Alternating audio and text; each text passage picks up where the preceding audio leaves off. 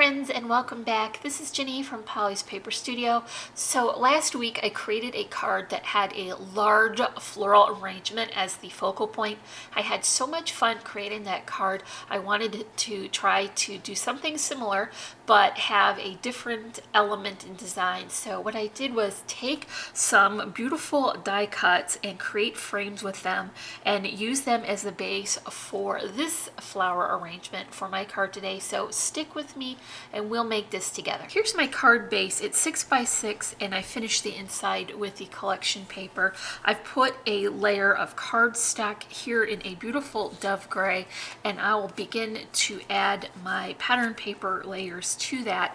So this is the Wonderland collection from Stamperia, and I'm choosing the script for the background. I took my distress tool and roughed up the edges, and then I also sewed it so that it would have a little extra texture. My next layer is going to be on a foam spacer so we can begin to build the dimension, and this is just a second pattern from that collection. I've given it the same treatment, so it has the distressing and stitching, just centering all these layers. You can come back in and work a little of that distressing so that you can reveal more of the cardstock in the background. I'm adding a little extra Tombow to my double-sided adhesive, and I'll fix this panel right to the center again. For my frames, I'm using these dies from Gina Marie Designs. So not only are they very affordable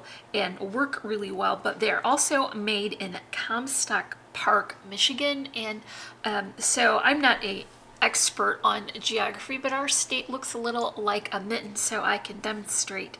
Here is Ann Arbor, which is something most people would be familiar with. That is where the University of Michigan is. Pinckney is just here, and that is slightly north and west of that.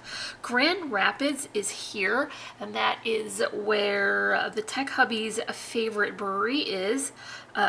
That's Founders, and so Comstock Park is just north of that. So not too far from where we live. And also I'll point out this is Holland, and that is my favorite place to go camping by the lake. Anyway, so this is a nice way to support a small business, and it's almost local. The first one's going to go in the top left corner. Now I'm just making sure that it's fairly square. The second one I'm going to add right to this bottom right hand corner. So I'm creating a bit of a geometric sort of background frame, and that'll be the base for my flowers. So before I go too much further, I want to include this sweet little Birdcage, and this comes from Gypsy Soul Laser Cut. It's the mini bird cages. I just chose the one from this selection that I liked, and then I finished it with platinum embossing powder from Ranger, and I'm just going to add that right about here with a little bit of hot glue so that I will have this underneath the layers of flowers. Another element I can add now is a second bird cage. This one is smaller, and it's just a beautiful bronze colored metal charm. I want it to hang here in this second frame, so I'll just lay that in place and hold it, and I'll just position that string into the glue. That way I'll capture those tails of the string underneath the flowers. To make this flower arrangement a little bit easier to get into position exactly where I want it, I built two smaller arrangements.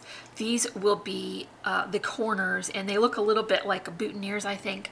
I took my leaf die and cut for each one. There is a green set and a gold set, and then I have some buds from the flowers, some velvet hydrangeas, and then a loopy twine bow. They each have that combination, and I'll just lay these into place so you can see how they're going to fill in those corners so nicely.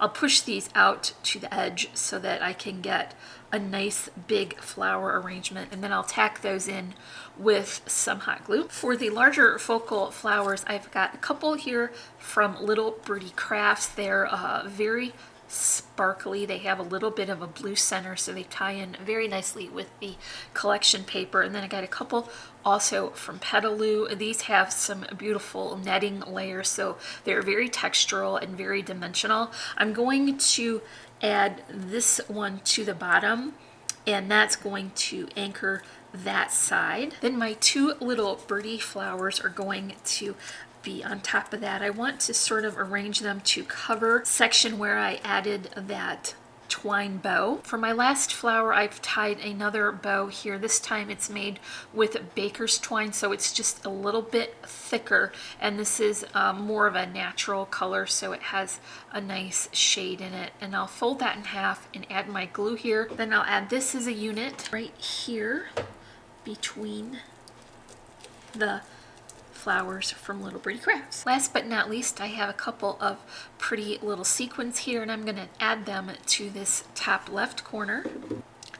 So that's it for my card today. I used that beautiful die from Gina Marie Designs to create some frames, and I made that into a base for these beautiful larger flowers as my focal point. If you enjoyed this video, make sure you give me a like, leave me a comment, and don't forget to subscribe. As always, I'm wishing you a happy and productive day, and I thank you so much for watching. Bye!